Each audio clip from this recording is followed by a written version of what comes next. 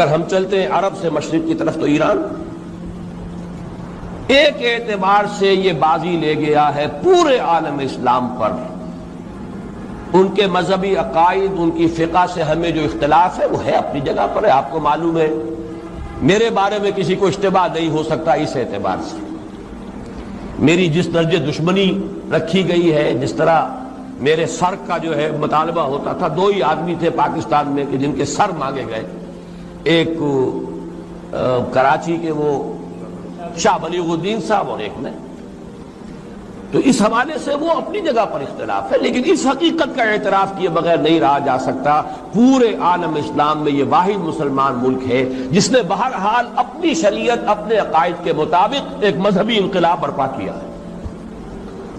اور پورے عالم اسلام میں مذہبی سطح پر حکومت کی سطح پر فنڈامنٹلسٹ صرف ایک ملک ہے، یا دوسرا جو ہے تھوڑا سا وہ ہے سوڈان، لیکن اس کی اہمیت اس لیے نہیں کہ وہ کسی عوامی انقلاب سے نہیں بنا، بلکہ وہ تو فوجی انقلاب سے شکل بنی ہے جو بھی بنی ہے. اللہ کرے اس میں استقامت ہو، اس سے یقینی کوئی نتیجہ برآمد ہو جائے. خبریں بھی اچھی آ رہی ہیں، لیکن میں تو دنیا کا جو پرسپیکٹو ہے اس کے حوالے سے عرض کر رہا ہوں کہ اس پہلو سے ایران ان کا ٹارگٹ ہے، ٹارگٹ نمبر 1 ایک خاص اعتبار سے. ٹارگٹ نمبر 1 ایک دوسرے اعتبار سے ہم ہیں، وہ میں بعد میں عرض کروں گا. چونکہ حکومت کی سطح پر فنڈامنٹلزم ہے اور وہ آیا ہے ایک عوامی انقلاب کے نتیجے میں، پھر ان کے پاس تیل کی دولت ہے، اس کے خلاف اکنامک سینکشنز بھی ہو جائیں تو اگر لیبیا کھڑا ہو سکتا ہے تو بہرحال وہ بھی کھڑا ہو سکتا ہے. اور نقشہ وہ دنیا کو دکھا چکا ہے کہ لڑا دے ممولے کو شہباز سے، یہ نقشہ بھی اس نے دکھا دیا ہے. یہ ہے ایران کا معاملہ. نمبر 2 پاکستان. پاکستان 400 برس کی تجدیدی مساعی کا امین ہے، امانت دار ہے. پورے ہندوستان میں مجدد الفسانی رحمت اللہ علیہ، شاہ ولی اللہ دہلوی رحمت اللہ علیہ، سید احمد بریلوی رحمت اللہ علیہ، ان کا جہاد، پھر اس 20ویں صدی عیسوی میں یا 14ویں صدی ہجری میں علامہ اقبال جیسا مفکر، مولانا مودودی جیسا مصنف، مولانا الیاس جیسا مبلغ، شیخ الہند جیسا مجاہد حریت. پورے عالم اسلام میں ان کا پیرلل کوئی موجود نہیں. سب سے بڑی جنگ تاریخ انسانی کی عظیم ترین جنگ جس کی خبر دی گئی ہے، اور کوئی عجب نہیں کہ اس صدی کے خاتمے سے پہلے پہلے وہ جنگ بھی واقع ہو جائے. اسی طریقے سے خاص طور پر سابقہ امت مسلمہ بنی اسرائیل یہود 2000 برس سے بے گھر تھے، بے خانہ، برباد، ڈائسپورا، کوئی گھر نہیں، کوئی ملک نہیں، در بدر کی ٹھوکریں کھانے والی قوم. اس صدی میں اسے گھر ملا ہے، ملک ملا ہے. اس صدی کا بالکل آغاز تھا 1919 بالفور ڈیکلریشن. اس صدی کے آغاز ہی سے ان تمام واقعات کے جو ہے سلسلے شروع ہو گئے تھے. بالفور ڈیکلریشن میں طے کیا گیا تھا کہ فلسطین پر ان کا حق ہے اور وہاں انہیں آباد ہونے کے لیے سہولتیں فراہم کی جائیں گی. 1919 میں اس کام کا آغاز ہوا. 1948 میں 30 برس سے کم مدت میں وہ ملک وجود میں آ گیا. تو کوئی عجب کی بات نہیں ہے، کوئی تعجب کی بات نہیں کہ اب اسرائیل سے گریٹر اسرائیل تک، عظیم تر اسرائیل تک بھی اسی صدی میں پیش قدمی ہو جائے. چوتھی بات یہ ہے کہ یہی صدی ہے جس میں خلافت اسلامیہ کا خاتمہ ہوا 1924.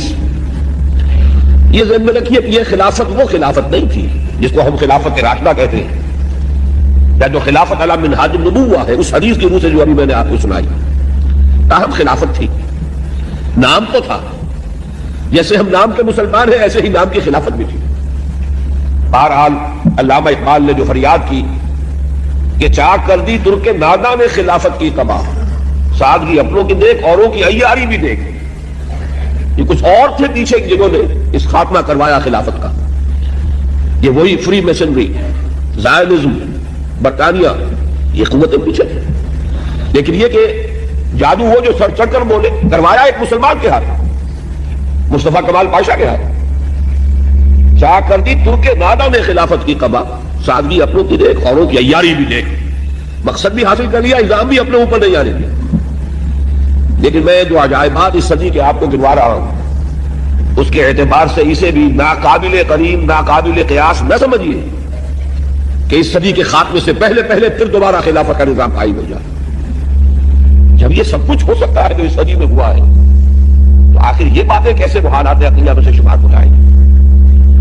بہرحال میں نے اس صدی کے عظیم حوادث کا کچھ تھوڑا سا تذکرہ اس لیے کیا ہے کہ خاص طور پر ہمارا دینا چاہتا ہوں کہ جب خلافت کو ختم کرنے کی سازشیں چل رہی تھی، یہی آپ کا ملک تھا بر عظیم پاک و ہند، اس میں عظیم تحریک چلی تھی.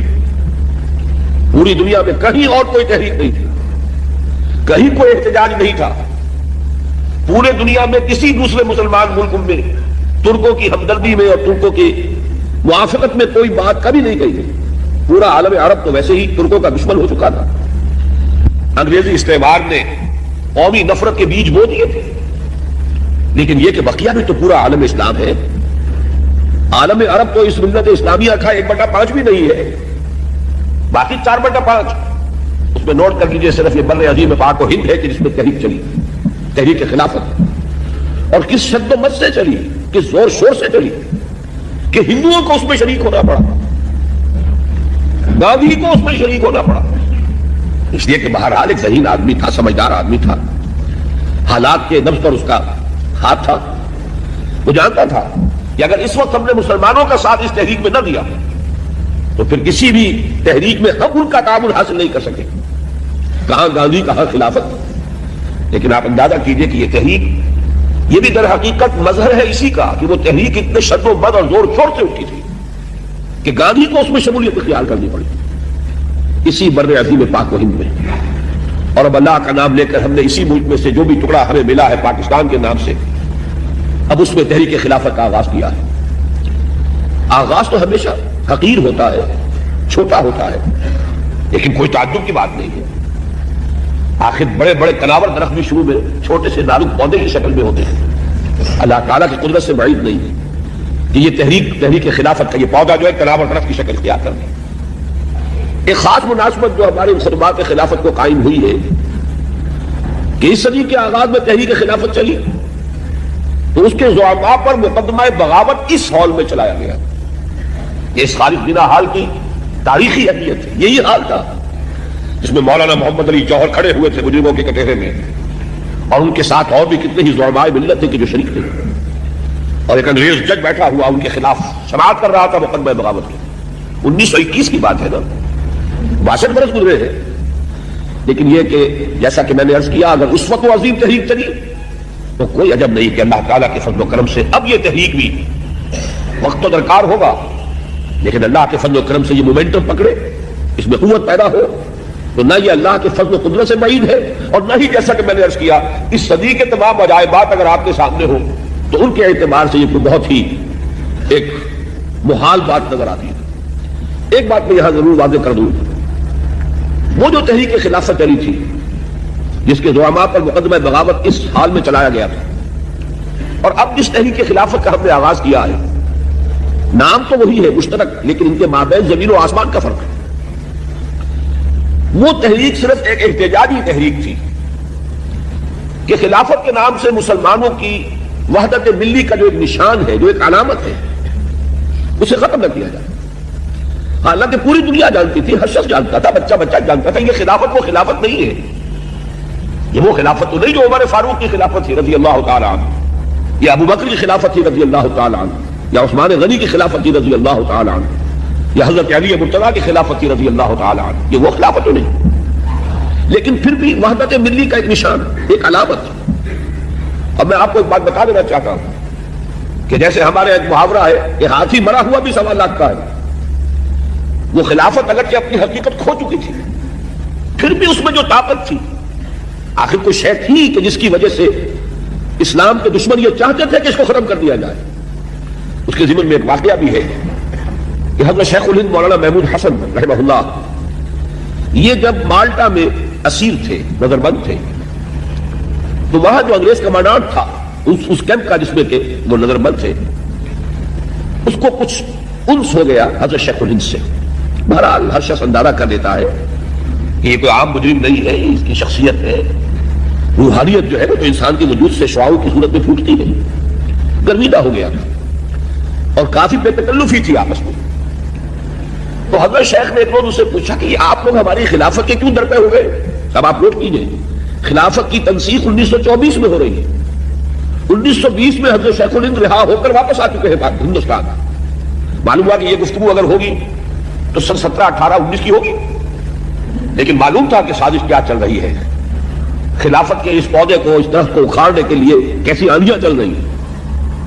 جیسے کبھی ایک بوریا نشین شاہ ولی اللہ دہلوی دہلی کے کسی مسجد میں اور کسی خانقاہ میں اور کسی اس کے حجرے میں بیٹھا ہوا پورے ہندوستان کے حالات کا جائزہ لے رہا تھا اور اس نتیجے پر پہنچ چکا تھا کہ جو مرہٹہ طاقت اٹھ رہی ہے جنوبی ہند سے، ہندوستان میں کوئی مسلمان، کوئی نواب، کوئی راجہ، کوئی حکومت ایسی نہیں ہے کہ اس کا مقابلہ کر سکے.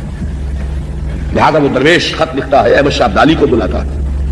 یہ بوریا نشین درویش، لیکن یہ کہ حالات کا علم، حالات کا فہم اللہ تعالیٰ کی طرف سے عطا ہوتا ہے. تو حضرت شیخ الہند نے یہ سوال کیا کہ کیوں آپ لوگ ڈر پہ ہیں؟ یہ تو مرد بیمار ہے، آپ کو اس سے کیا خوف ہے، کیا خطرہ ہے، کیا اندیشہ ہے؟ تو اس کمانڈانٹ نے یہ کہا کہ مولانا اتنی سادگی اختیار نہ کیجیے، بھولے نہ بنیے.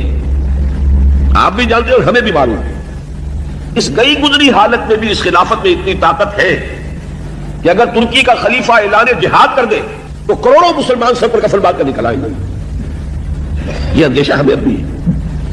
بہرحال اس وقت کی جو خلافت تھی، جیسا کہ میں نے عرض کیا، تحریک خلافت، وہ ایک احتجاجی تحریک تھی کہ جو بھی کچھ خلافت کے نام سے جو بھی ادارہ ہے، ہماری ملی وحدت کا ایک ادارہ ہے، ایک نشان ہے، اس کو ختم نہ ہونے دیا جائے. لیکن اب جو ہم تحریک چلا رہے ہیں وہ اصل میں اس خلافت علی منہاج النبوہ کو دوبارہ قائم کرنے کے لیے جو اصل خلافت ہے. اور جیسا کہ میں نے عرض کیا، جو کچھ اس کے بارے میں یقینی خبریں ہیں وہ تو مجھے ابھی آپ کو دینی ہے.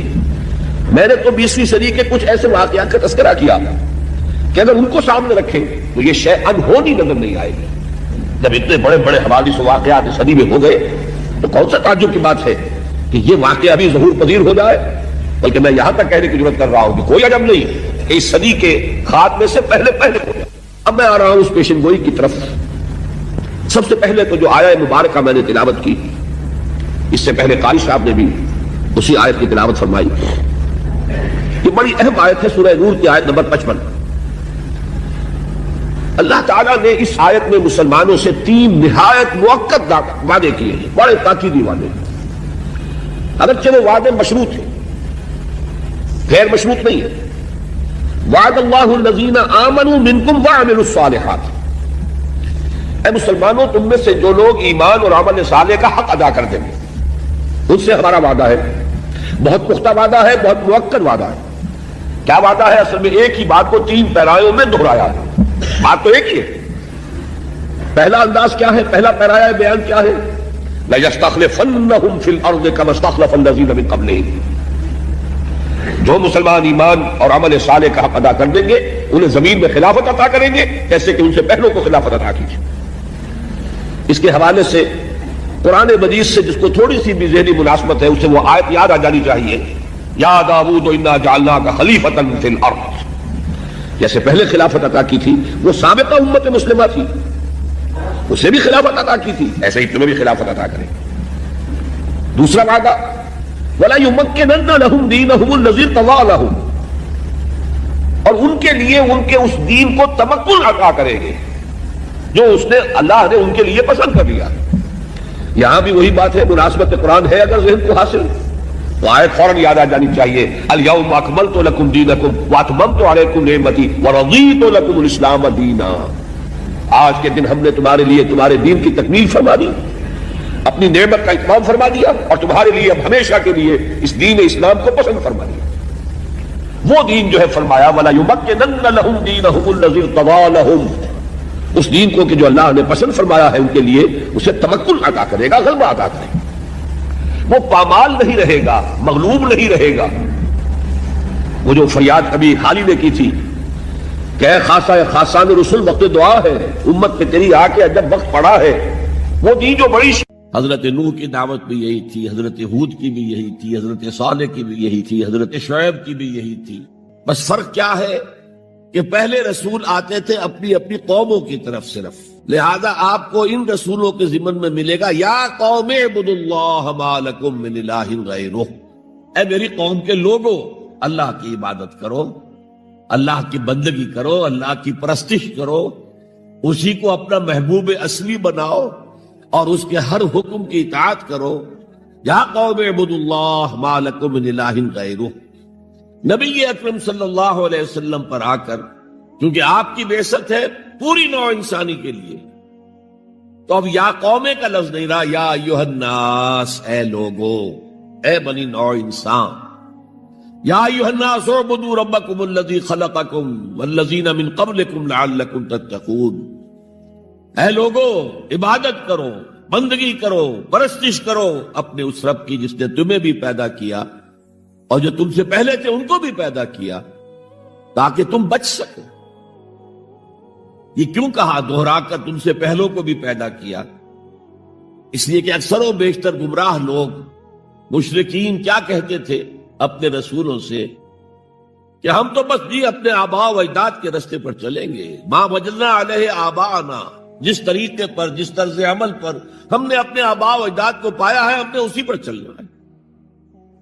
تو واضح کر دیا تم بھی مخلوق ہو، وہ بھی مخلوق تھے، تم بھی انسان ہو، وہ بھی انسان تھے، تم سے بھی غلطی ہو سکتی ہے، ان سے بھی ہو سکتی تھی، لہذا یہ اصول نہیں ہے کہ جو بھی آباء و اجداد کی ریتیں ہیں، رسمیں ہیں، طریقے ہیں اور جو ان کے عقیدے ہیں انہی کو آپ لے کر چلے، بلکہ آپ تو تلاش کریں صحیح عقیدہ کیا ہے، صحیح زندگی گزارنے کا طریقہ کیا ہے، اس کو اختیار کریں۔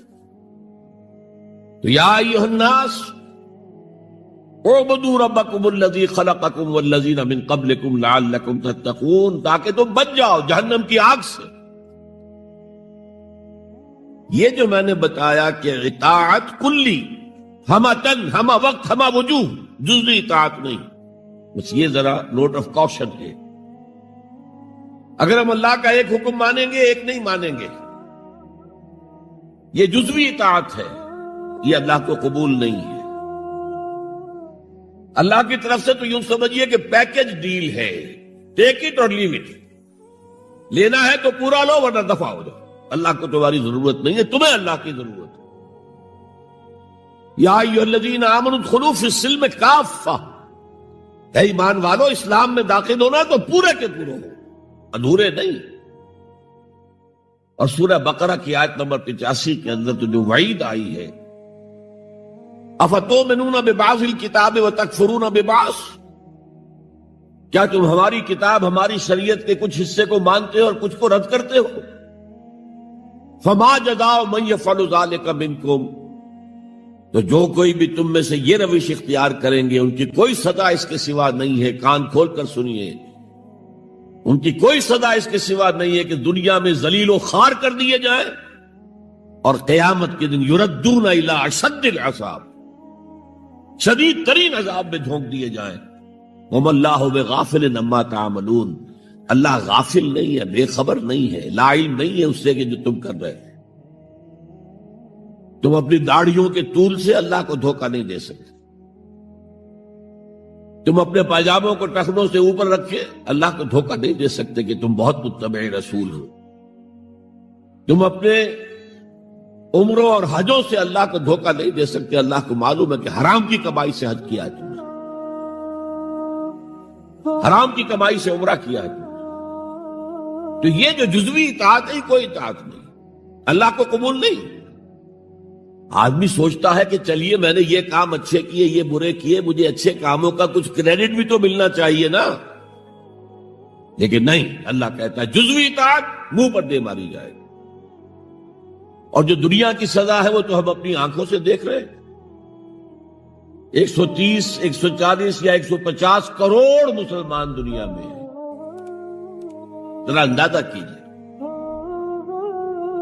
لیکن ہماری رائے کی کوئی اہمیت ہے؟ بین الاقوامی معاملات میں کوئی ہم سے مشورہ لیتا ہے کیا؟ آپ کا کیا خیال ہے؟ کس نمی پرست کے بھیا کیستی، ایسے بھی ملک تھے کہنا چاہیے، اب تو ان کا حال پتلا ہے، دولت کے انبار تھے ان کے پاس، لیکن ان کا مذاق اڑتا تھا مغربی ممالک، وہ چاہے سعودی بادشاہ ہوں اور چاہے وہ UAE کے امیر ہوں، مذاق ہی اڑتا تھا لوگ، کوئی حیثیت نہیں۔ حالانکہ کتنا بڑا رقبہ ہے انڈونیشیا کے آخری جزیروں سے لے کر موریتانیہ تک، سالڈ اسلامی آبادی، مسلمان آبادی۔ آپ کہیں گے کہ یہ بھارت جو ہے اس میں تو اکثریت تو نہیں ہے، لیکن 15 کروڑ یا 18 کروڑ تو آدمی یہاں موجود ہیں، لیکن کوئی عزت، کوئی حیثیت دنیاوی بین الاقوامی سطح پر۔ بہرحال یہاں بھی ہیں لوگ، کھاتے پیتے لوگ ہیں، ان کی اپنی کچھ عزت ہے اپنے معاشرے کے اندر، لیکن بحیثیت امت، بحیثیت قوم کیا حیثیت ہماری؟ تو الا خزی فی الحیات الدنیا، وہ تو ہماری نگاہوں کے سامنے موجود ہے۔ اب قیامت کے دن کے بارے میں جو دھمکی اللہ نے دی ہے، وَيَوْمَ الْقِيَامَةِ يُرَدُّونَ إِلَىٰ أَشَدِّ الْعَذَابِ، قیامت کے دن شدید ترین عذاب میں جھونک دوں گا۔ اس پر اللہ سے معافی طلب کی جا سکتی ہے، دعا ہی کی جا سکتی ہے، اللہ ہم پر رحم فرمائیے۔ یہ میں نے آپ کے سامنے رکھا ہے فارمولہ، اللہ کی اطاعت جمع اللہ کی محبت۔ They go to make عبادت، یہی دو الفاظ آتے ہیں اللہ کے رسول کے لیے بھی صلی اللہ علیہ وسلم۔ اللہ کے رسول کی اطاعت یہ تو اسلام کا بنیادی تقاضا ہے، اطیعوا اللہ واطیعوا الرسول فإن تولوا فإن اللہ لا يحب الکافرین۔ اطاعت کرو اللہ کی، اطاعت کرو رسول کی، پھر اگر یہ منہ موڑ لیں تو اللہ کو ایسے کافر بالکل پسند نہیں، تو کفر کا فتویٰ ہو رہا ہے۔ لیکن اللہ کے رسول کی اطاعت کے ساتھ محبت کو جمع کیجئے۔ میں نے ابھی آپ کو حدیث سنائی ہے، حضور نے فرمایا لا یؤمن احدکم حتی اکون احب الیہ من والدہ وولدہ والناس اجمعین۔ تم میں سے کوئی شخص مومن ہو ہی نہیں سکتا جب تک کہ میں اسے محبوب تر نہ ہو جاؤں، اپنے باپ سے، اپنے بیٹے سے اور تمام انسانوں سے۔ تو اللہ کے رسول کی اطاعت جمع اس کی محبت۔ اس محبت کے ضمن میں ایک واقعہ یاد آیا جس سے اندازہ ہوگا کہ کس قدر اپنائیت تھی، کتنا قرب تھا حضور کے اور حضرت عمر فاروق رضی اللہ تعالیٰ عنہ کے مابین۔ ایک مرتبہ حضور دریافت کرتے ہیں حضرت عمر سے، عمر تمہیں مجھ سے کتنی محبت ہے؟ اب آپ سوچئے، ذرا سا بھی مغایرت کا باریک سا پردہ بھی اگر کہیں ہو تو کیا یہ سوال کیا جا سکتا ہے؟ تو انتہائی قریبی شخص سے ہی کیا جائے گا، تمہیں مجھ سے کتنی محبت ہے؟ عرض کیا آپ مجھے دنیا کے ہر انسان سے بڑھ کر عزیز ہیں۔ فرمایا اور اپنی جان سے؟ اب ذرا سا توقف کیا حضرت عمر نے، الان ہاں اب میں یہ بھی کہتا ہوں کہ آپ مجھے میری جان سے زیادہ عزیز ہیں۔ تو حضور نے فرمایا اب آئے ہو مقام مطلوب پر۔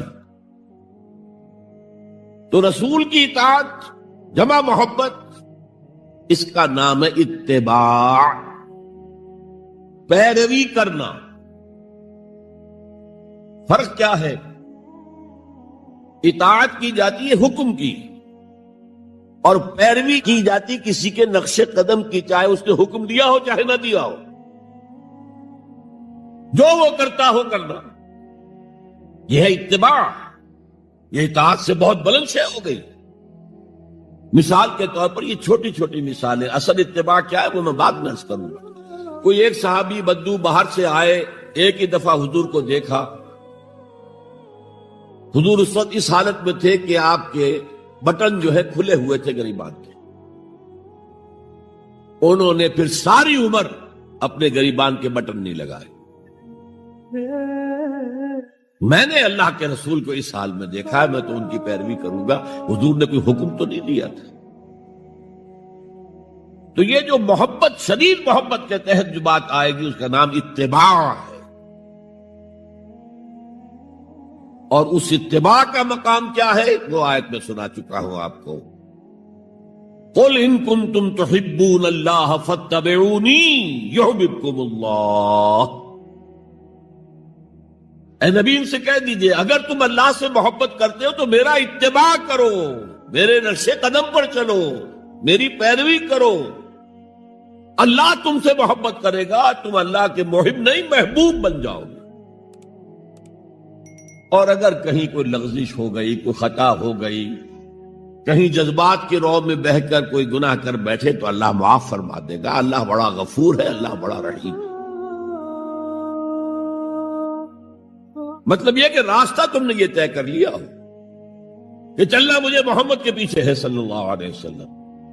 اب چلتے چلتے کبھی پاؤں پھسل گیا، کہیں گر گئے، کوئی بات نہیں، اٹھو فوراً، توبہ کرو اور آگے بڑھو۔ تو خطا اگر ہو بھی جائے گی، کہیں لغزش ہو جائے، کہیں چلتے چلتے پاؤں پھسل جائے کیچڑ میں، یا کوئی کیلے کا چھلکا آ گیا پاؤں تلے، گر گئے، کوئی حرج نہیں، اٹھو دوبارہ، لیکن نقش قدم جو ہے محمد کا صلی اللہ علیہ وسلم اس پر چلنا۔ یہ اس اتباع کا ذکر آیا ہے سورہ اعراف کی ان آیات میں۔ آپ کو معلوم ہے کہ حضرت موسیٰ علیہ السلام کو جب تورات پر طلب کیا گیا تو کوہ طور پر تورات دینے کے لیے، تو پہلے 30 دن کے لیے بلایا تھا، پھر 10 دن کا اور اضافہ کر دیا گیا، 40 دن ہو گئے۔ وَتَمَّتْ مِيقَاتُ رَبِّكَ 40 لَيْلَةً۔ اس اسنا میں پیچھے فتنے میں مبتلا ہو گئے بنی اسرائیل۔ سامری، اس نے ایک ڈھونگ رچایا اور ایک بچڑا جو ہے وہ سونے چاندی کا بنایا ہوا بچڑا ڈھال کر کھڑا کر دیا۔ اس میں سے کوئی تھوڑی سی آواز بھی نکلتی تھی، کوئی ایسی ہے کہ ہوا گزرتی تھی تو آواز سے آتی تھی۔ کہا یہ ہے تمہارا الہ۔ یہ تو موسیٰ تو بھول گیا کہاں گیا ہے، کوہ طور کے اوپر کس خدا سے ملنے گیا ہے، خدا تو یہ ہے۔ اور بنی اسرائیل کے بہت سے لوگ اس فریب میں آ گئے اور بچڑے کی۔ اب جب حضرت موسیٰ آئے، اور آپ کو معلوم ہے حضرت موسیٰ کا مزاج جلالی تھا، یہ رات جو ہے مخفی کیوں رکھی گئی، تعین کے ساتھ کچھ معلوم نہیں۔ یہ رات کون سی رات، کون سی رات ہے، اس کا جواب تو میں بعد میں دوں گا کہ اس میں جو آراء ہیں مختلف، لیکن یہ کہ اس کو کیوں مخفی رکھا گیا، اس پر کچھ پیاری باتیں ہیں جو مفسرین نے کہی ہیں۔ پہلی بات تو یہ کہ جتنی عظیم چیزیں ہیں ان سب کو مخفی رکھا تھا۔ قیامت کب آئے گی؟ مخفی آئے گی، یہ یقینی ہے۔ کب آئے گی؟ یہ تو امور میں سے ہے کہ جس کا علم نبی اکرم صلی اللہ علیہ وسلم کو بھی نہیں دیا گیا، جبرائیل کو بھی نہیں۔ چنانچہ حدیث جبرائیل میں واضح طور پر الفاظ موجود ہیں، وَمَا الْمَسْئُولُ عَنْهَا بِأَعْلَمَ مِنَ السَّائِلِ۔ کچھ معلوم نہیں، نہ سائل کو معلوم نہ مسئول کو معلوم قیامت کب آئے۔ اب یہ عظیم حقیقت مخفی رکھا گیا اور اس کا خاص طور پر ذکر کیا گیا سورہ طٰہٰ میں، اَقَادُ أُخْفِيهَا لِتُجْزَىٰ كُلُّ نَفْسٍ بِمَا تَسْعَىٰ۔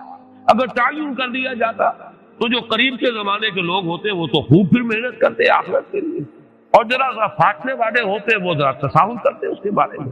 اس کو رکھا گیا ہے، تلوار لٹکی ہوئی ہے، کسی بھی وقت گر سکتی ہے، یہ جیسے گلوٹین کبھی اگر آپ نے دیکھا ہو جس طریقے سے کہ اس کا چھرا گرتا ہے، کسی بھی وقت گر سکتی ہے، لہذا ہر وقت چوکس رہو، چوکس میں رہو۔ جیسے کہ صحابہ کرام کی شان معلوم ہوتی ہے بعض روایات سے کہ ذرا تیز ہوا چلتی تھی تو وہ سمجھتے تھے قیامت آ جائے۔ اس درجے استعزاز تھا، اعصاب کے اوپر اس کا اتنا اثر تھا کہ ذرا تیز ڈھکر چلا اور انہوں نے سمجھا قیامت آ گئی۔ تو اس طریقے سے قیامت کو مخفی رکھا گیا۔ اَقَادُ أُخْفِيهَا لِتُجْزَىٰ كُلُّ نَفْسٍ بِمَا تَسْعَىٰ۔ نہ آج سے 100 برس پہلے والوں کو معلوم تھا کہ قیامت کب آئے گی، نہ آج والوں کو معلوم ہے، نہ اگر ابھی دنیا کی عمر ہے ابھی 100 برس اور، تو قیامت سے ایک دن پہلے بھی شاید یقینی طور پر معلوم نہ ہو سکے کہ کل قیامت آ رہی ہے، تاکہ ہر وقت جو ہے امتحان اتنا ہی شدید رہے، اتنا ہی کڑا امتحان رہے ہر ایک کے لیے۔ لِتُجْزَىٰ كُلُّ نَفْسٍ بِمَا تَجْزَىٰ بِمَا تَسْعَىٰ، تاکہ ہر ذی نفس کو بدلہ ملے اس کی سعی کے مطابق۔ اسی طریقے سے موت کا وقت معلوم نہیں، وَمَا تَدْرِي نَفْسٌ بِأَيِّ أَرْضٍ تَمُوتُ، کہاں موت آئے گی کچھ معلوم نہیں، کہاں موت آئے گی، کب موت آئے گی کچھ معلوم نہیں۔ اسی طرح نوٹ کیجئے صلاۃ وسطیٰ، حافظوا علی الصلوات والصلاۃ الوسطیٰ، معین نہیں، اس کے لیے آراء اگرچہ ہے، اکثر آراء جمع ہو گئی ہے صلاۃ العصر کے بارے میں، لیکن تعین سے حتمی طور پر نہیں کہہ سکتے۔ یہ رائے بھی ہے کہ کوئی بھی معین نہیں، تمام نمازیں جو ہے وہ صلاۃ وسطیٰ کی حکم نہیں۔ بہترین نماز، کوشش کرو کہ پوری محافظت کرو، صرف نماز کی نہیں، بہترین نماز، ہر نماز تمہاری بہترین نماز ہونی چاہیے، ہر روز روز عید ہو، ہر شب شب برات، اگر اللہ تعالیٰ کے ساتھ کوئی قلبی ربط ہے تو ہر دن جو گزر رہا ہے وہ روز عید ہے، اور ہر شب جو گزر رہی ہے وہ شب برات ہے۔ لیکن اگر وہ کہ انسان کو غفلت اس کے قلب پر طاری ہے تو وہ عید کا دن بھی اس کے لیے ایک عام دن ہے، اور شب برات بھی اس کے لیے ویسی ہی ایک رات ہے جیسی کہ ہر روز آتی ہے اور چلی جاتی ہے۔ اس اعتبار سے اس کو بھی خاص جو ہے معین نہیں کیا گیا صلاۃ وسطیٰ کون سی۔ اسی طرح بعض روایات میں جو آتا ہے اس میں اعظم اللہ کا ایک نام ایسا ہے کہ اس کے واسطے سے اللہ سے جو بات مانگی جائے وہ رد نہیں، لیکن وہ کون سا نہیں بتایا گیا۔ اقوال ہیں، اندازے ہیں، حی و قیوم پر زیادہ، الحی القیوم پر زیادہ لوگوں کا جو ہے وہ اجماع ہوا ہے، لیکن یہ کہ یقین سے نہیں کہہ سکتے۔ تو اسی میں اس کو بھی نوٹ کر لیجئے کہ اس کو مخفی رکھا گیا ہے لیلۃ القدر کو۔ لوگ زیادہ سے زیادہ محنت کریں، زیادہ سے زیادہ مشقت کریں، اس کے لیے جو بھی اس کی قدر و منزلت سے کسی درجے میں آگاہ ہے، وہ اگر معین ہی ہو جاتا کہ ایک شب یہ ہے تو پھر تو سب کے سب اس رات میں محنت کر لیتے، باقی راتیں جو ہیں وہ پھر سونی اور ویران گزرتی۔ لیکن یہ کہ مطلوب یہ ہے کہ زیادہ سے زیادہ راتیں آباد ہوں، زیادہ سے زیادہ راتوں میں ذکر ہو، عبادت ہو، دعا ہو، اس لیے اس کو مخفی رکھا گیا۔ یہ حکمت ہے۔ اس میں بھی ایک عجیب نکتہ ہے جو امام راضی رحمۃ اللہ علیہ نے بیان کیا ہے، اور حوالہ اگرچہ نہیں دیا اس حدیث کا، لیکن ایک روایت کے حوالے سے بات بیان کی کہ اس کے ظاہر نہ کرنے میں بھی اللہ کی ایک شفقت اور رحمت ہے بندوں کے حق میں، اس لیے کہ اس کی قدر جتنی زیادہ ہے اتنی ہی اس کی ناقدری پر سزا ہوگی۔ اگر معلوم ہو کہ یہ شب ہے اور اس کی ناقدری کو انسان کرے تو گویا کہ پھر وہ اتنا ہی زیادہ مورد عقاب اور مورد سزا بن جائے گا۔ اس کے لیے ایک بڑا پیارا واقعہ نقل کیا امام راضی نے کہ حضور صلی اللہ علیہ وسلم حضرت علی رضی اللہ تعالی عنہ ایک روز مسجد میں داخل ہوئے، ساتھ میں آئے ہیں، دیکھا کہ ایک شخص سو رہا ہے، نماز کا وقت ہو چکا تھا۔ حضور نے حضرت علی سے فرمایا کہ اسے جگا دو، اسے ہوش میں لے آؤ تاکہ وضو کرے، نماز کے لیے تیاری کرے۔ حضرت علی نے امتثال امر کیا، جا کر جگا دیا۔ لیکن پھر ایک سوال کیا حضرت نے کہ حضور آپ تو خود نیکی کے کاموں میں بہت سبقت فرمانے والے ہیں، سباق بالخیر یہ لفظ ہے، سبقت کرنے والے بہت کثرت کے ساتھ، تو آپ نے یہ جو ہے یہ کام خود کیوں نہیں فرمایا اور مجھے کیوں اس کے لیے آپ نے حکم دیا؟ آپ خود بھی اسے جگا سکتے تھے۔ آپ نے فرمایا کہ تم اس کی حکمت کو سمجھ لو، میرے جگانے پر اگر وہ نہ جاگتا اور انکار کر دیتا تو کفر ہو جاتا اس کے حق، اور تمہارے جگانے پر اگر کچھ تساہل سے بھی وہ کام لیتا تو وہ کفر نہ ہوتا۔ یہ ایک فرق ہے کہ اللہ تعالیٰ کی طرف سے ایک شفقت ہے کہ حضور صلی اللہ علیہ وسلم جگاتے اور کسی درجے میں وہ انکار کر دیتا۔ کبھی ایسا بھی ہوتا آدمی نیند میں ہے اور وہ کہتا جاؤ جاؤ مجھے آرام کرنے دو، تو اگر میرے ساتھ یہ معاملہ ہوتا تو وہ کفر کے درجے کو پہنچ جاتی بات، لیکن اگر تمہارے ساتھ یہ معاملہ ہو بھی جاتا تو اس درجے شدید نہ ہوتا۔ تو گویا کہ حضور نے اس شخص پر شفقت کے اعتبار سے یہ شکل اختیار کی کہ خود نہیں جگایا، بلکہ یہ کہ حضرت علی رضی اللہ تعالیٰ عنہ کو حکم دیا کہ اسے جگا دیا۔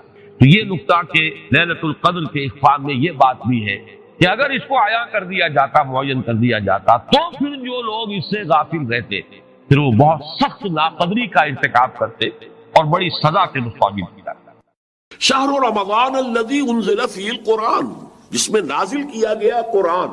اب یہاں بھی ایک سوال آیا، ہمیں معلوم ہے کہ حضور پر تو نازل ہوا ہے وہ 22-23 برس میں، ہمارا چونکہ عام سوچنے کا انداز جو ہے وہ عیسوی سال سے ہے، تو نوٹ کر لیجئے کہ سن 610 عیسوی میں قرآن مجید کی وحی کا آغاز ہوا اور 632 میں حضور کا انتقال ہو گیا، 22 برس ہے یہ۔ 22 سالوں میں تھوڑا تھوڑا کر کے قرآن مجید کی نزول کی تکمیل ہوئی ہے محمد رسول اللہ پر۔ تو یہ رمضان میں کیسے نازل کیا گیا؟ اور دوسری طرف ہم دیکھتے ہیں کہ لیلۃ القدر یا لیلۃ المبارکہ جو قرآن مجید میں 2 جگہ آیا ہے، انا انزلناہ فی لیلۃ القدر وما ادراک ما لیلۃ القدر، لیلۃ القدر خیر من الف شہر، وہ ایک رات میں اترنے کا ذکر ہے، اور اس میں تطبیق موجود ہے کہ وہ لیلۃ القدر رمضان مبارک ہی کی ایک رات ہے۔ اس اعتبار سے یہ جو رمضان میں یا رمضان کی ایک مبارک شب میں قرآن کا نازل کیا جانا، اس کا مفہوم کیا ہے؟ 2 آراء اس میں ہیں۔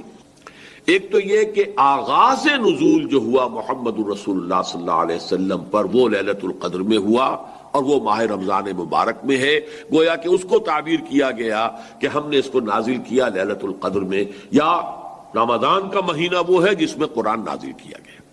ایک دوسرا مفہوم کہ جو صحیح تر ہے اور زیادہ اس پر اجماع ہے وہ یہ ہے کہ انزال کا مصدر جب آتا ہے، انزل ینزل انزالا، یہ باب افعال کا خاصہ ہے، کوئی کام دفعتاً کر دینا، اور جب باب تفعیل میں وہی مصدر آئے گا نزل ینزل تنزیلا، اس کے معنی ہوں گے رفتہ رفتہ تدریجاً ایک کام کو کرنا. تدریج کا لفظ بھی اسی تفعیل کے باب سے، جس کی ایک بڑی اہم مثال ہے اعلام اور تعلیم. اعلام کسی کو کوئی چیز بتا دینا، اب اس کے سمجھ میں آئی یا نہیں آئی ہے وہ جانے، ہمارا کام تھا بتا دینا. ایک ہے تعلیم، بڑے اہتمام کے ساتھ محنت کر کے کوئی چیز سمجھانی ہے، پھر یہ بھی دیکھنا ہے یہ بات سمجھ میں آ گئی تو اگلی بات سمجھاؤں، اس کے اندر درجہ بدرجہ جو ہے اس کو علم دیا جا رہا ہے، یہ تعلیم ہے. تو قرآن مجید میں نزول کے لیے یہ دونوں صیغے آئے، رمضان مبارک اور لیلۃ القدر یا لیلہ مبارکہ، اس میں آتا ہے باب افعال. شہر رمضان الذی انزل فیہ القرآن انا انزلناہ فی لیلۃ القدر انا انزلناہ فی لیلۃ مبارکۃ. لہذا یہ ہے پورے قرآن مجید کا لوح محفوظ سے، یا جس کو کتاب مکنون کہا ہے سورہ واقعہ میں، یا جسے انہ فی ام الکتاب لدینا لعلی حکیم کہا گیا، ام الکتاب، وہاں سے پورا قرآن نازل کر دیا گیا سمائے دنیا تک. یہ لیلۃ القدر میں ہو گیا. یہ وہی سمائے دنیا ہے جس کے بارے میں وہ حدیث بھی آتی ہے کہ اللہ تعالی ہر رات کو اس کے آخری جو ساعتیں ہیں اس میں نزول فرماتا ہے سمائے دنیا تک. اور پھر ایک پکارنے والا پکارتا ہے حل من سائل فاعطیہ، وہ ہے کوئی مانگنے والا کہ میں اسے دوں، عطا کروں. حل من مستغفر فاغفر لہ، ہے کوئی استغفار کرنے والا، معافی چاہنے والا، مغفرت چاہنے والا کہ میں اسے بخش دوں. اسی سمائے دنیا تک قرآن مجید پورا کا پورا گویا کہ نازل کر دیا گیا جملۃ واحدہ. یہ سمائے دنیا تک لیلۃ مبارکہ میں یا لیلۃ القدر میں جو ماہ رمضان مبارک کی ایک شب ہے. البتہ وہاں سے حضرت جبرائیل علیہ الصلوۃ والسلام تھوڑا تھوڑا کر کے اس کو نازل فرماتے رہے حضور پر. اور یہ ترتیب نزولی ہے حضور کی دعوت و تحریک کے تقاضوں کے مطابق، جبکہ جو اصل ہے لوح محفوظ میں اور کتاب مکنون میں اور ام الکتاب میں، وہ ترتیب وہ ہے جس کے ساتھ کہ پھر حضور نے اس کو مرتب کر دیا اللہ تعالیٰ کے حکم سے، ان علینا جمعہ وقرآنہ فاذا قرأناہ فاتبع قرآنہ. انزل فیہ القرآن، اور قرآن کیا ہے؟ ھدی للناس وبینات من الھدی والفرقان، یہ بن کر آیا ہے لوگوں کے لیے ہدایت. اب یہاں نوٹ کیجئے ذرا ایک تقابل آئے گا. اسی سورہ بقرہ کے شروع میں فرمایا گیا ہے قرآن کے بارے میں الف لام میم ذالک الکتاب لا ریب فیہ ھدی للمتقین، یہ ہدایت ہے متقیوں کے لیے. یہاں فرمایا ھدی للناس، تمام انسانوں کے لیے. تو اس میں مطابقت کیا ہے، تطبیق کیسے ہوگی؟ وہ یہ ہے کہ قرآن مجید اپنی جگہ پر فی نفسہ علی مقامہ تمام انسانوں کے لیے ابد الآباد تک کے لیے یہ ہدایت ہے، رہنمائی ہے.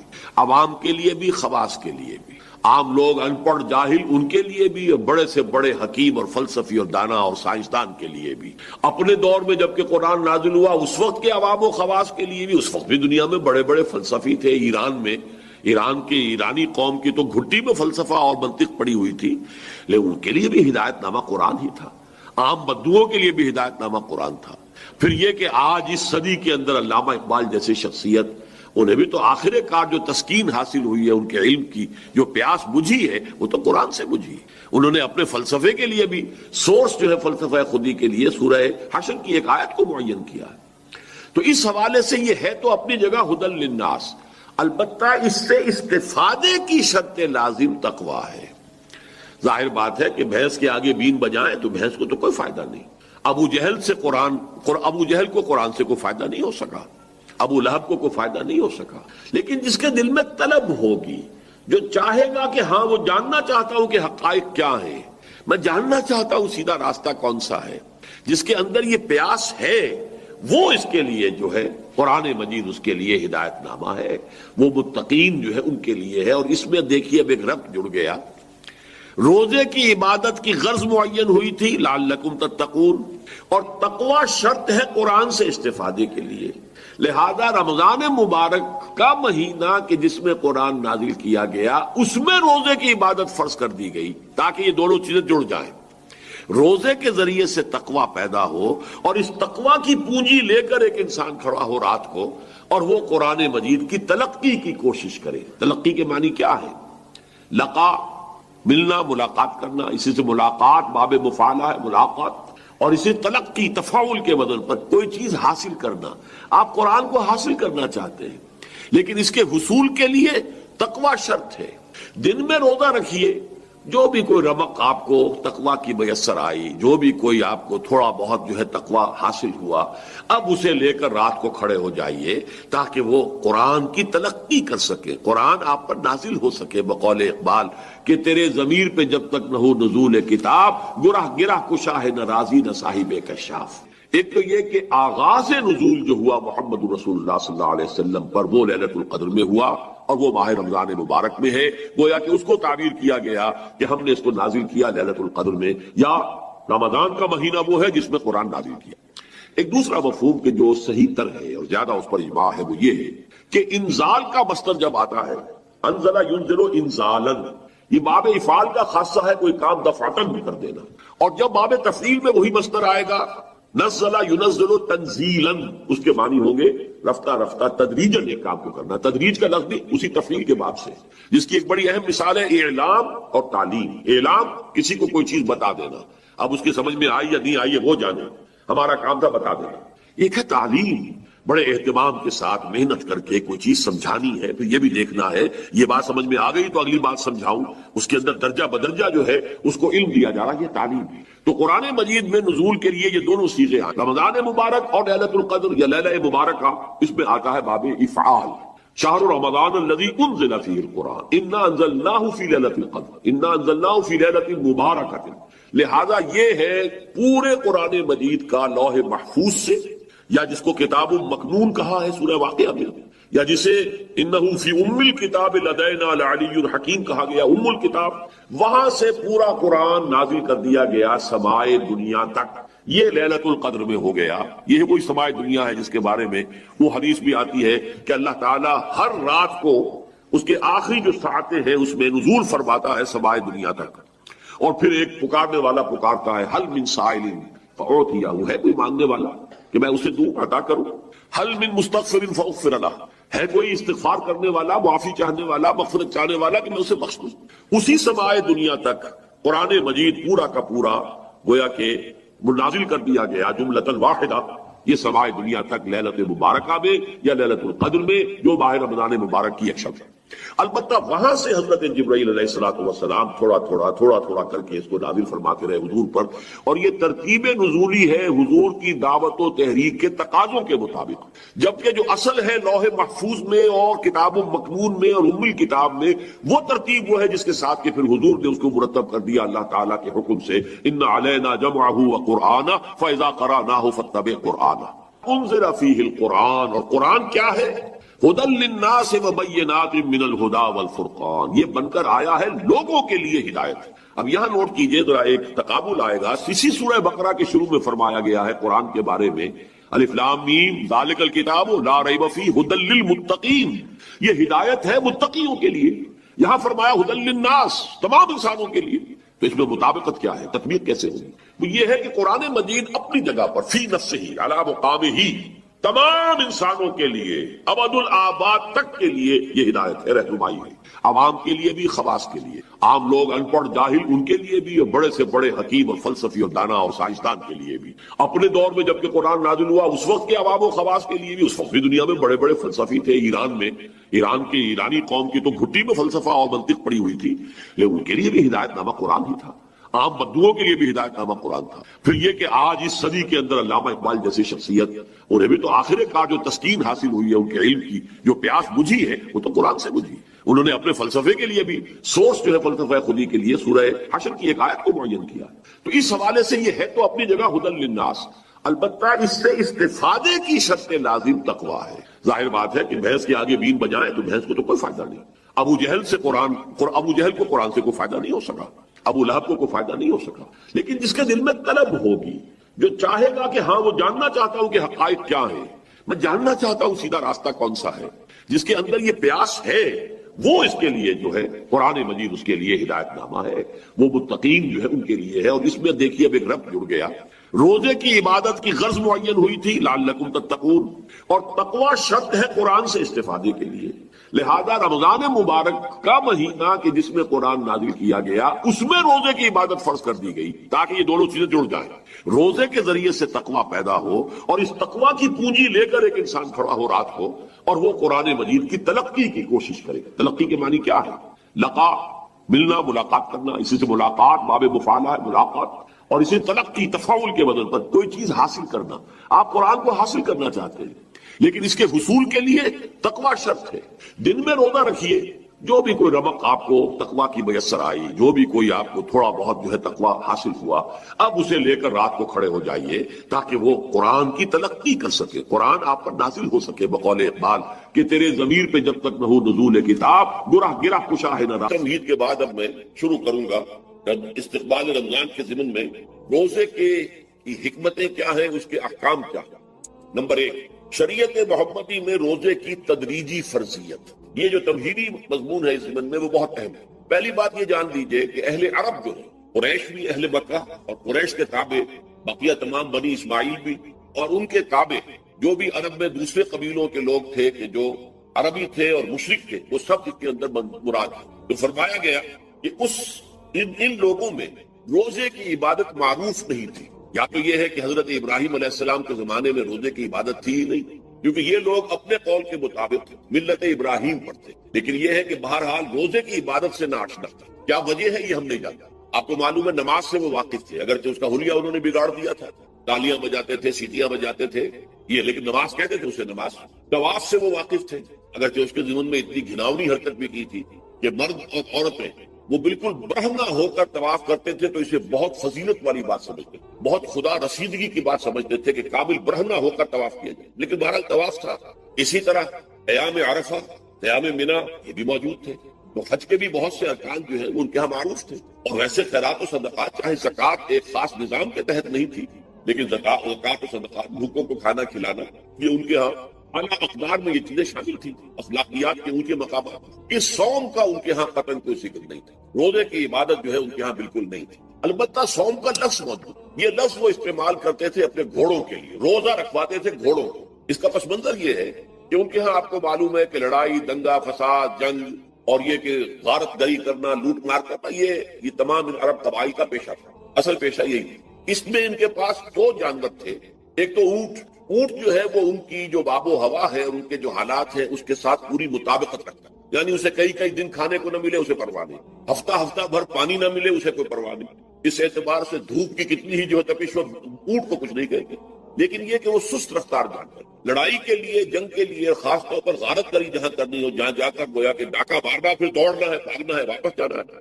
تو انہیں گھوڑے کی ضرورت ہوتی تھی جو سریع الرفتار ہے، لیکن گھوڑے میں یہ اوصاف نہیں تھے۔ وہ بھوک کو برداشت نہیں کر سکتا، مزمحل ہو جائے گا، وہ پیاس کو برداشت نہیں کر سکتا، مزمحل ہو جائے گا، وہ دھوپ کو برداشت نہیں کر سکتا، مزمحل ہو جائے گا، اور اگر یہ گھوڑا مزمحل ہو جائے تو سوار کا کیا حشر ہوگا، وہ آپ اس سے اندازہ کر لیجئے کہ اصل میں تو پھر ہلاکت سوار کی ہوگی۔ اس لیے وہ اسے تیار کرتے تھے جنگ کی صعوبتوں کو برداشت کرنے کے لیے۔ اس کا دانا پانی بند کر دیا، اور اس کا منہ جو ہے وہ عرب بدو جو ہوتا تھا خود تو اپنا چہرہ اور سر لپیٹ لیتا تھا کپڑے کے اندر، جب وہ چلتی تھی ان کے ہاں باد سموم، تیز آگ جیسی ہوا جو ہے جس کے اندر ریت کے ذرات بھی ایسے ہوتے تھے گویا کہ کسی بھاڑ کی جو ہے اس کے اندر کی ریت جو ہے وہ چلی آ رہی ہے، تو گھوڑے کا رخ ادھر کر کے کھڑے کر دیتے تھے، خود اپنے منہ پر ڈاٹا باٹا باندھا ہوا اپنی حفاظت کے لیے، تاکہ اس کے اندر دھوپ کی سختی برداشت کرنے کی عادت ہے، پیاس کی برداشت کرنے کی عادت ہے، بھوک کو برداشت کرنے کی، اس کو کہتے تھے صوم۔ صوم کے لفظی معنی رک جانا۔ اب یہ کھانے پینے سے رکا ہوا ہے اور یہ دھوپ کی سختیاں برداشت کرنے کے لیے دھوپ کے اندر، اور وہ جو آتی تھی وہاں پہ باد سموم، اس کے اندر بھی اس کا سامنا کرنے کے لیے تیار۔ تو یہ پس منظر ہے روزے کا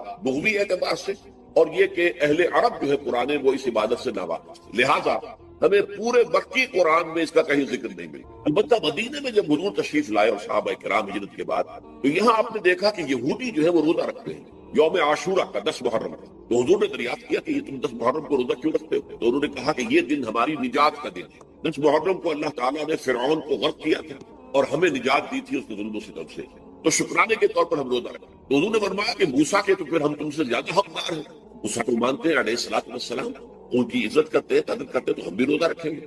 تو آپ نے صحابہ کو حکم دیا کہ عاشورہ کا روزہ رکھیں۔ پھر کچھ عرصے کے بعد اللہ تعالیٰ کی طرف سے حکم آ گیا، اور یہ حکم جو ہے اس رکوع کی پہلی آیت کے اندر، یا ایھا الذین آمنوا کتب علیکم الصیام کما کتب علی الذین من قبلکم لعلکم تتقون۔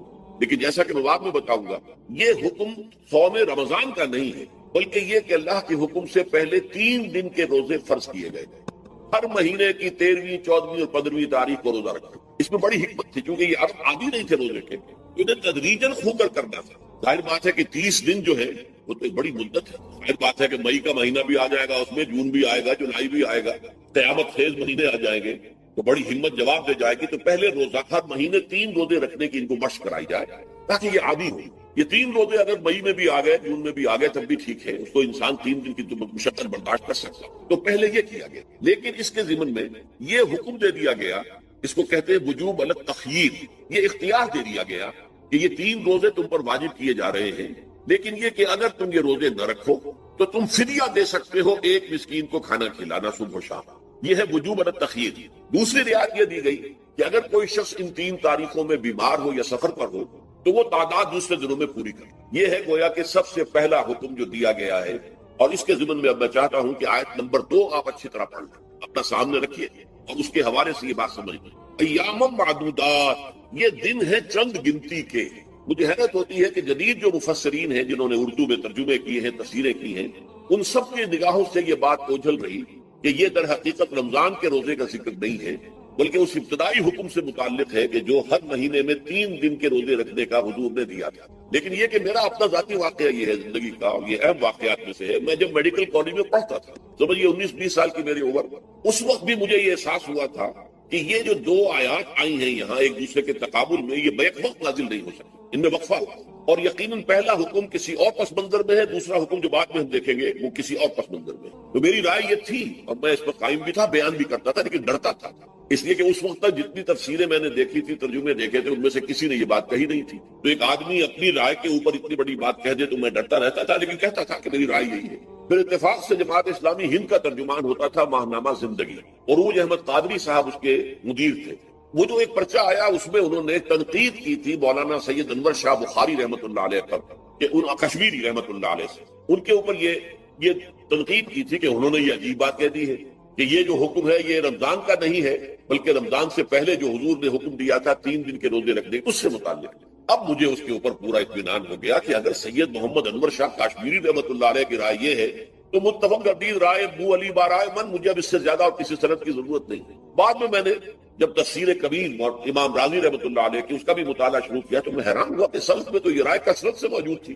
کیا سبب ہوا ہے کہ آج کے دور کے جو مترجمین اور مصنفین ہیں ان کی نگاہوں سے بالکل یہ بات اوجھل ہو گئی؟ اس معاملے کو میں حل آج تک نہیں کر سکتا، لیکن اب میں پورے تیقن سے آپ سے کہہ رہا ہوں کہ یہ جو پہلی 2 آیتیں ہیں ان کا تعلق صوم رمضان سے نہیں ہے، بلکہ ان کا تعلق ہے وہ 3 دن کی۔ اس کی سب سے بڑی دلیل اس کے اندر موجود ہے ایام معدودات، گنتی کے چند دن۔ اب 30 یا 29 دن جو ہے وہ گنتی کے چند دن نہیں ہو سکتے، وہ اچھی بڑی تعداد ہے۔ پھر یہ ہے کہ یہ معدودات جو ہے اس کو کہا جاتا ہے جمع قلت، یہ زیادہ سے زیادہ 9 پر اس کا اطلاق ہوتا ہے، اس وزن پر جو جمع آتی، اور اس میں جو ہے خود قرآن مجید میں حج کے سلسلے میں منا کے قیام کے ضمن میں الفاظ آئے ہیں، ایام معدودات فمن تعجل فی یومین فلا اثم علیہ ومن تاخر فلا اثم علیہ۔ منا میں قیام ہے گنتی کے چند دن، تو جو 2 دن ہی میں جلدی کر کے وہاں سے واپس ہو جائے اس میں بھی کوئی اس گناہ نہیں ہے، اور جو مؤخر کر کے 3 دن پورے کرے اس پر بھی کوئی گناہ نہیں۔ تو وہاں پر بھی نظیر موجود ہے کہ 2 یا 3 دن پر اس کا اطلاق ہو رہا ہے۔ تو یہاں پر ایام معدودات سے لازماً یہ مراد ہے کہ یہ 3 دن جو ہے ہر مہینے میں 13ویں، 14ویں، 15ویں، در حقیقت اس روزے سے متعلق یہ آیت آ رہی ہے۔ اور یہ بھی نوٹ کر لیجئے کہ رمضان کے روزے کی فرضیت کے بعد بھی حضور کا معمول اور آپ کے صحابہ کا، اور جو بھی ہمارے ہاں اتباع کرتے ہیں حضور صلی اللہ علیہ وسلم کا نوافل میں بھی ان کا یہ معمول ہے، ہر مہینے میں یہ 3 روزے حضور بعد بھی رکھتے تھے، اور آپ کے بہت سے صحابہ رکھتے تھے، اور آج بھی ہمارے ہاں بہت سے لوگ جو دیندار ہیں اور جن کے اندر یہ جذبہ ہے اتباع سنت کا، وہ کرتے ہیں۔ 13ویں، 14ویں اور 15ویں تاریخوں کا ان کو ایام 20 کہتے ہیں۔ اس کی راتیں روشن ہوتی، 13ویں رات، 14ویں رات، 15ویں رات، چاند جو ہے اس کے اندر آپ کو معلوم ہوتا ہے 14ویں کو تو مکمل ہوتا ہی ہے، 13ویں اور 15ویں کا بھی تقریباً مکمل ہے۔ تو ایام 20 کے روزے جو ہے بعد میں بھی برقرار رہے ہیں، لیکن نفلت، فرض اس کے بعد جو ہے وہ رمضان کے روزے ہو گئے۔ ایام معدودات یہ دن ہے گنتی کے۔ فمن کان منکم مریض او علی سفر فعدۃ من ایام اخر، تو جو کوئی بھی تم میں سے ہو بیمار یا سفر پر، تو وہ تعداد پوری کر لے دوسرے دنوں. گویا کہ اب اگلی کیا ایک تو یہ رعایت ہو گئی. دوسری رعایت وعلی الذین یطیقونہ فدیۃ طعام مسکین، اور ان لوگوں کے ذمے کے جو اس کی طاقت رکھتے ہوں، یعنی مریض بھی نہیں ہے، صحت مند ہے، روزہ رکھ سکتے ہیں، سفر بھی نہیں ہے، سفر پر نہیں ہے، مقیم ہے، روزہ رکھ سکتے ہیں، پھر بھی نہ رکھے تو ان کے لیے بھی ایک اختیار. اسی لیے میں نے لفظ استعمال کیا تھا وجوب الگ تخییر. واجب تو ہے لیکن اس میں ایک اختیار دے دیا گیا. وہ اختیار کیا ہے؟ فدیۃ طعام مسکین. تو پھر یہ ہے کہ ایک مسکین کو کھانا کھلا دینا. فدیہ کہتے ہیں کسی چیز کا بدل ہو جائے، جیسے کہ جنگی مجرم ہے، اس کا فدیہ ہے، گویا کہ اس کو دے کر وہ پھر آزاد ہو جائے گا. فدیہ اس کو کہتے ہیں. ففدیۃ طعام مسکین. لیکن یہ ہے کہ فمن تطوع خیر فہو خیر اللہ، اور جو نیکی سے خیر کرنا چاہے مزید تو وہ اس کے لیے بہتر ہے. ایک کے بجائے 2 کو کھلائے، 3 کو کھلائے، 4 کو کھلائے، 10 کو کھلائے، تو یہ تو ترغیب ہے. لیکن کم سے کم ایک مسکین کو کھانا کھلانا 2 وقت کا. وَأَن تَصُومُوا خَيْرٌ لَكُمْ. اب دیکھیے یہ لفظ بول رہے ہیں اگر تم روزہ رکھو تو یہ تمہارے حق میں بہتر ہے. یعنی اگرچہ اختیار تمہیں دے دیا، اختیار یہ ہے کہ روزہ رکھو، اگر نہ رکھو تو فدیہ دے دو ایک مسکین کا کھانا. لیکن اگر تم روزہ رکھو، ان کنتم تعلمون، اگر حقیقت میں تم علم رکھتے ہو کہ روزے کے اندر کیا کیا برکات ہیں، تو تمہیں روزہ لازماً رکھنا چاہیے. تشویق اور ترغیب موجود ہے لیکن یہ کہ اس کی فرضیت یا وجوب نہیں ہے. یہ تھا ابتدائی حکم روزے کی صفت میں. اب اس کے بعد اگلی آیت جو ہے اس کے بھی پہلے حصے کو مت پڑھیے. شہر رمضان الذی انزل فیہ القرآن، اس کے بارے میں تو بعد میں گفتگو ہوگی. بینات من الہدی والفرقان. لیکن اگلا جملہ فمن شہد منکم الشہر فلیصم. اب یہ رمضان کے روزے کی فرضیت کا حکم ہے. رمضان کا مہینہ وہ ہے جس میں قرآن نازل کیا گیا. اس کے بارے میں جیسا کہ میں نے عرض کیا پھر بعد میں عرض کروں گا. لیکن جو شخص بھی تم میں سے موجود ہو اس مہینے میں، اپنے گھر میں موجود ہے، اپنے شہر میں موجود ہے، سفر پر نہیں ہے، یا یہ ہے کہ جو شخص بھی اس مہینے کو پائے، اس کی زندگی میں یہ مہینہ آ جائے، یہ برکتوں کا ایک موقع اسے مزید حاصل ہو جائے. فلیصم، یہ امر کا صیغہ ہے، یہ وجوب ہے مطلقاً. اب اس میں جو 2 رعایتیں پہلے دی گئی تھی ان میں سے ایک کو برقرار رکھا. ومن کان مریضا او علی سفر فعدۃ من ایام اخر. یہی وہ الفاظ ہیں جن کی بنا پر میرا گمان اس وقت بھی یہ تھا کہ یہ 2 بیک وقت نازل نہیں ہو سکتی. آیا یہ جو تکرار ہے بیماری تکرار ہو جائے گی پھر اگر ایک ہی وقت میں نازل ہو رہی ہے. اور قرآن مجید کی فصاحت اور بلاغت سے یہ چیز بعید ہے کہ وہاں پر اس طرح کی تکرار بلا سبب ہو رہی ہے. قرآن میں اور بہت سی آیات ہیں جن میں کہ آپ کو معلوم ہے کہ پورا رکوع ہے سورہ مزمل کا، جس میں قیام اللیل کا حکم ہے. پھر اسی کے آخر میں وہ آیت شامل کر دی گئی ہے جو کم سے کم 1 سال بعد نازل ہوئی، جس میں کہ رات کے قیام کا وجوب ختم کر دیا گیا. اور صرف یہ کہ جتنا بھی تم سے ممکن ہو سکا کرو، ضروری نہیں ہے کہ 1/3 شب ہو، آدھی ہو، 2/3 ہو، جتنا بھی ممکن ہو قرآن پڑھا کرو رات کو. گویا کہ وہ فرضیت جو تھی قیام اللیل کی وہ ختم ہو گئی. اس حوالے سے وہ جو ناسخ ہے، منسوخ کرنے والی آیت بھی اس کے ساتھ ہی رکھ دی گئی تاکہ وہ جو اصل حکم تھا وہ بھی برقرار سامنے رہے اور جس نے آ کر اسے منسوخ کیا وہ بھی برقرار رہے اور سامنے رہے. اسی طرح یہاں پر بھی یہ حکم آیا. کتنے عرصے کے بعد آیا یہ مجھے معلوم نہیں، لیکن یہ کچھ عرصے کے بعد آیا ہے. جب رمضان کا مہینہ وہ ہے کہ جس میں قرآن نازل کیا گیا. اب جو شخص بھی اس مہینے کو پائے اس پر لازم ہے کہ اس کے روزے رکھے. ہاں من کان مریضا او علی سفر، جو شخص ہو مریض، بیمار ہو یا سفر پر ہو، فعدۃ من ایام اخر، تو وہ تعداد پوری کر لے دوسرے دنوں میں. یرید اللہ بکم اليسر ولا یرید بکم العسر. اللہ تمہارے ساتھ آسانی چاہتا ہے، سختی نہیں چاہتا. یہ اصل میں کیوں کہا ہے اس کی وجہ سمجھ لیجئے. آج بھی آپ کو اپنے ہاں ایسے لوگ مل جائیں گے جن کا تقویٰ کا تصور اتنا غلط ہو گیا ہے کہ 104 درجے کا بخار ہے، روزہ چھوڑنے کو تیار نہیں. بھلے آدمیوں، اللہ نے تمہیں ایک رخصت دی ہوئی ہے تو خام خواہ اپنے اوپر یہ شدت کیوں لے رہے ہیں؟ لیکن لیتے ہیں، روزہ چھوڑنے کو تیار، روزہ قضا نہیں. سفر پر جا رہے ہیں، روزہ قضا کرنے کو تیار نہیں. ایک موقع پر ایک غزوے کے دوران ایسا ہوا کہ کچھ لوگوں نے روزہ رکھا ہوا تھا لیکن وہ اتنے یوں سمجھیے مزمحل ہو گئے کہ جب پڑاؤ پر پہنچے تو جن کا روزہ نہیں تھا انہوں نے تو بڑی چاق و چوبند طریقے سے خیمے نصب کیے، سارا بندوبست کیا اور یہ جا کر بے سود ہو کر بے ہوش ہو کر گر پڑے. تو حضور نے فرمایا ان کو دیکھ کر، لیس من البر الصیام فی السفر، سفر میں روزہ رکھنا یہ کوئی نیکی کا کام نہیں. یہ نیکی کا غلط تصور ہے کہ جو تم نے اپنے اختیار کر دی. یہ تمہارے اندر تشدد پسندی پیدا ہو رہی ہے. دین کے احکام میں جو مقصد ہے وہ کیا ہے؟ یرید اللہ بکم اليسر ولا یرید بکم. اسی پر عمل کرتے ہوئے حضور نے فرمایا کہ جو بھی علماء دین ہیں یا جو رہنمایان دین ہیں ان کا کام کیا ہے؟ آپ نے فرمایا یسروا ولا تعسروا. دیکھو آسانیاں پیدا کرو، سختیاں پیدا نہ کرو. دین میں سختیاں پیدا کرنا بھی وہ اسر اور اغلال بن جاتا ہے کہ جس کو رفع کرنے کے لیے اور جس سے لوگوں کو، یہودیوں کو اور تمام اہل کتاب کو نجات دینے کے لیے اللہ تعالیٰ نے اپنے رسول محمد صلی اللہ علیہ وسلم کو بھیجا. وَيَضَعُ عَنْهُمْ إِصْرَهُمْ وَالْأَغْلَالَ الَّتِي كَانَتْ عَلَيْهِمْ. کہ جہاں وہ نیکی کا حکم دیتے ہیں، بدی سے روکتے ہیں، پاکیزہ چیزوں کو حلال ٹھہراتے ہیں اور خبیث چیزوں کو، ناپاک چیزوں کو حرام قرار دیتے ہیں، وہیں پہ لوگوں کے اوپر سے وہ بوجھ بھی ختم کرتے ہیں کہ جو انہوں نے خواب خواب کے اوپر لاد دیا۔ تو ان میں سے یہ بھی ہے کہ یہ نیکی کا کام نہیں ہے کہ آپ سفر میں ہیں اور روزہ رکھ رہے ہیں۔ یرید اللہ بکم اليسر ولا یرید بکم العسر ولتکملوا العدۃ، لیکن یہ بات واضح رہے کہ اب تمہارے لیے تعداد کو پورا کرنا لازم ہے، یہ نہیں ہے کہ آپ اس کی جگہ پر فدیہ دے دیں تو بات پوری ہو جائے گی۔ نہیں، روزے کی تعداد آپ کے رمضان میں 2 روزے 3 روزے چھوٹ گئے بیماری کی وجہ سے، ٹھیک ہے، لیکن دوسرے دنوں میں اس کی قضا دینی لازم ہے، وہ روزے رکھنے جو ہے آپ پر لازم ہے، ان کا کوئی بدل جو ہے وہ فدیہ نہیں ہو سکتا۔ البتہ یہ نوٹ کر لیجئے، یہ حکمت نبوی ہے کہ یہاں اگرچہ وہ فدیے کا حکم جو ہے گویا کہ بظاہر قرآن مجید کے الفاظ سے محسوس ہوتا ہے کہ مطلقاً منسوخ ہو گیا،